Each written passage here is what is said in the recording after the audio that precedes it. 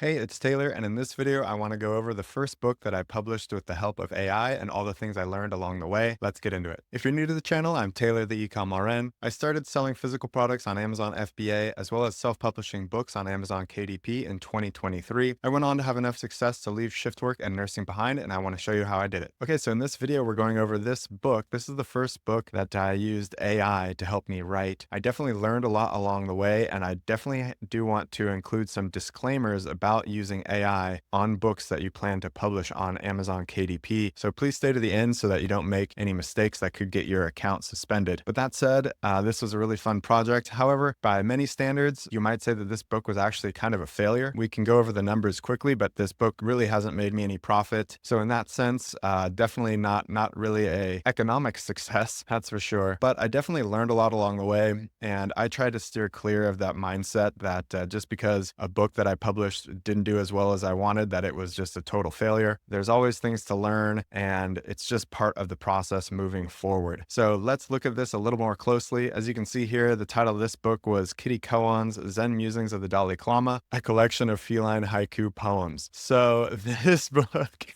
this is, you're probably like, where on earth did you come up with the idea for this book? This was just basically something I just came up with for fun. There was really no rhyme or reason. I didn't really do much keyword research on this, which is one of the reasons why this book doesn't sell that well. I definitely had a lot of fun making it.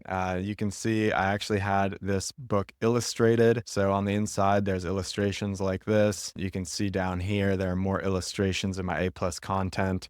So the interior pages have these illustrations along with each poem, and then it's broken up into chapters, and each chapter has this style illustration in it as well. So it was just a really fun project to work with graphic designers and with people helping me edit the poetry. All in all, just fun. So hopefully you can learn from this, so that if you try to do a fun project like this, or more of a creative publication yourself, that hopefully you can learn from some of my mistakes and actually have fun doing it and make more money than I made. Because as we'll see here in a moment, I did not really make much money on this book. So let's check that out really quick. Okay, so here's my royalties for this book. This is the lifetime of the book. You can see around the holidays, this book tends to sell a lot more copies. It's kind of like a gift book that people buy. So we're coming on to the holiday season here, so I expect this to continue going up for the end of the holidays. But you can see $923 is the total royalties that this book has made in a little over a year of being available. But of course, that doesn't take into consideration my ad spend. So let's take a look at that really quick. So you can see here, this is my ad account. These are the ads I've been running for this book. This is, again, the lifetime of my ad account. So there's nothing sneaky going on here. This is the only ad group that I have for this book. And you can see over the lifetime, I've spent $540 just on ads. So when we subtract $540 from this figure here, we get about $380. And that's not the end of it, unfortunately, because as we'll see as I go through how I had this book written and published, I had quite a few costs. And actually looking back at it is really helpful for me as just an exercise to see all the mistakes that I made, how much I overspent for some things, and really kind of how I've progressed in my publishing, just in terms of my experience and my cost effectiveness at getting new books published. So let's look at that really quick. Okay, but before we go into all those other costs, let's look at how AI was a part of this project. Hey, hope you're liking the video so far. If you have questions about self-publishing or selling information-based products on Amazon and you'd like to ask me, I'm currently offering free consultation calls. You can book yours using the link in the description. I had this idea of writing haiku poems, but from the point of view of a cat who was like a Zen master. So this was the original prompt that I put into ChatGPT. And it's even funny looking at this, because as I've gone on to use AI and specifically ChatGPT more and more, I noticed that my prompts are a lot better now than they were back when I did this book. But you can see here, I had a very simple prompt here: write me 10 haiku poems from a Zen poetry collection written by a cat. And so ChatGPT cranked out these poems, and then I just kept giving it feedback. I didn't like a few, give me 10 more. And that went on and on and on and on. I kept reiterating which poems I liked, which ones I didn't. And then I started giving more specific prompts. So here's some, like, give me some about how fickle a cat can be, like how they can go from cuddling you to biting and scratching you for no reason. So that was a more specific prompt that I used. Here's another one, make the next group about justifications for the cat's laziness, and so on and so forth. And so I just went through this and I gathered up probably almost 200 of these short poems, these haiku style poems. And then I compiled them into a Google Doc. And what I noticed when I was going through the Google Doc was that a lot of the poems had kind of repeat phrases or other things that kind of flagged them as not being written by a human author, which wasn't really my concern. I wasn't really concerned about getting, found out as this being an AI publication, but I didn't want to have like a bunch of repetitive verses over and over again, the same phrases and the same verses being reused. And so what I actually ended up doing was outsourcing the editing to a freelancer for that reason. So I forget exactly how many of these poems I ended up going with, but I sent them the entire Google Doc and I said, okay, go through this and edit out, just delete things that are repetitive, delete poems that you don't think are any good. Obviously save the ones that you're deleting so that I can review them, but just go through and fix up all those kind of repetitive poems. So let's look a little bit more in detail at the editing process and the other things that I did to get this book published. Okay, so you can see here's the contract. I paid $50 to have someone go through and edit this set of poems for me. And that was actually quite cost effective. I thought this was, when I was looking through this was actually a good move on my part. I saved a ton of time having somebody else do this for me. At the time I was working and my hourly rate was over $50 an hour. So essentially I saved probably, 5 or 6 hours worth of my time and I only paid $50 for that. So that worked out well in my favor. But here's where things go a little bit awry. So let's keep going through this. So here was another larger cost. I mentioned that the book was illustrated. You can see here I paid $100 to have someone do these illustrations for the book because I just thought that would be fun to add to this publication to just add value, to make it more fun to read. And so here was kind of the style of the artwork that I was going for, this really minimalist, almost like brush strokes. And you can see that I actually made, or I didn't make them, I had the illustrator create an image for each poem. So every page in this book is one poem and one image. Okay, and now the next thing I paid for was the cover. I paid $70 to have the cover done. I actually really like the cover and I really like this freelancer. I've worked with him multiple times, but so this is a little bit more than I currently pay to have a cover done, but not much. I currently pay about $50 to have a cover done.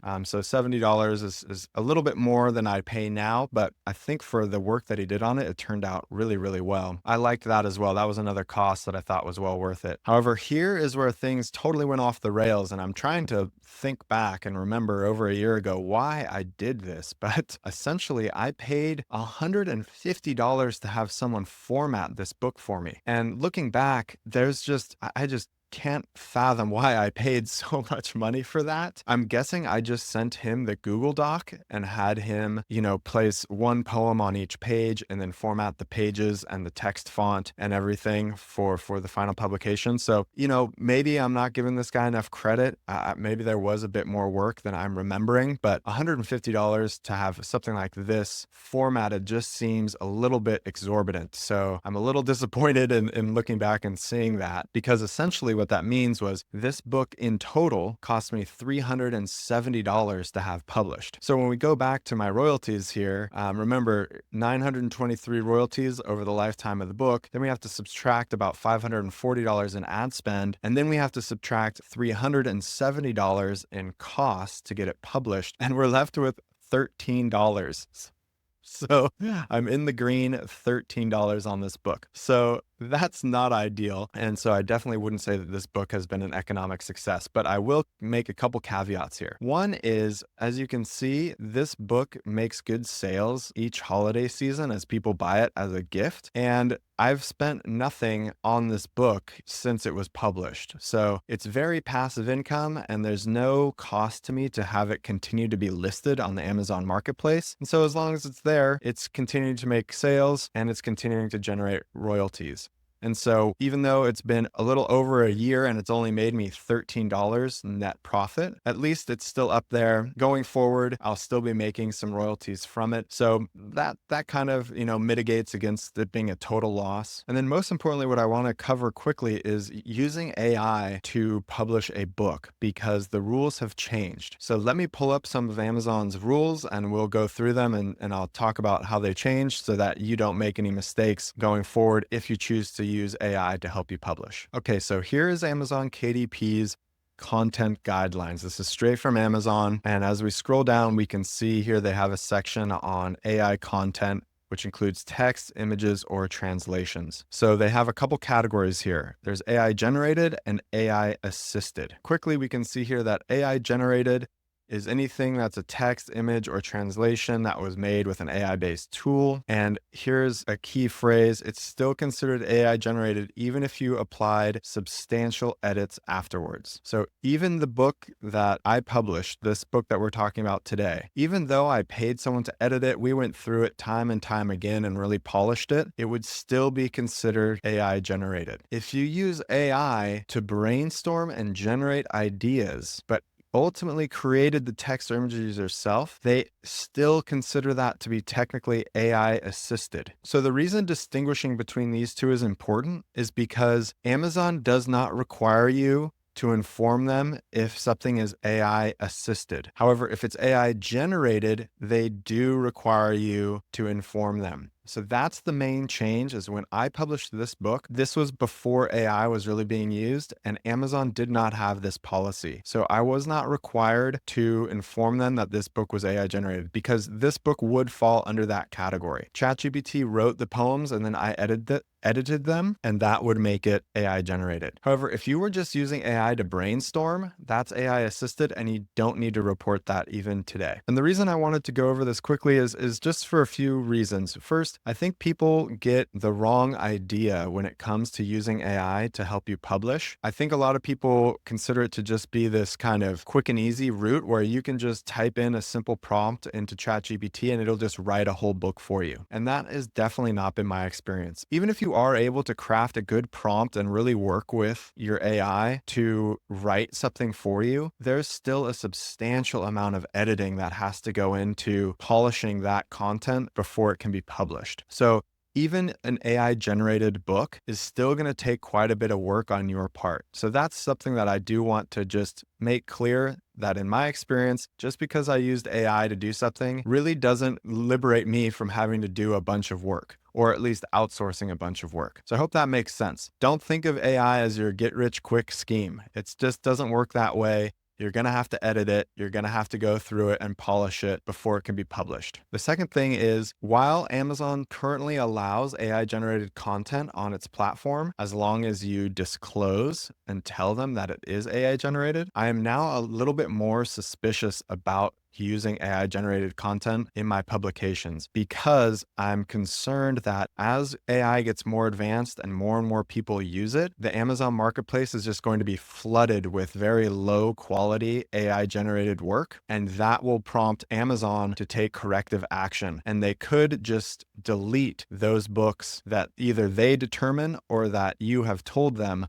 are AI generated. So that's where I get a little bit hesitant moving forward with using AI. So I just want to give that disclaimer and make sure that I'm being clear about what I think AI can be good for and how I use it going forward. And in a word, what I would recommend is AI assisted. It's very nice to have AI help you with outlines and stuff like that to get kind of the creative juices flowing. But then I would quickly move away from using AI and work with a freelancer. You can typically find very low cost ways to use a freelancer once you get the hang of it. And that kind of essentially performs the same task as AI was performing, right? It might not be completely free, but but you're still offloading that work. You're still outsourcing that work to someone else. And then you have the benefit of not having to say that it's AI generated. So that's just my 2 cents. That's how I went about publishing this book using AI. All right, that's it for this video. I hope that was helpful. If it was, please leave a like. If there's something in particular you'd like me to cover in a future video, please leave a comment. And as always, I'll see you on the next one.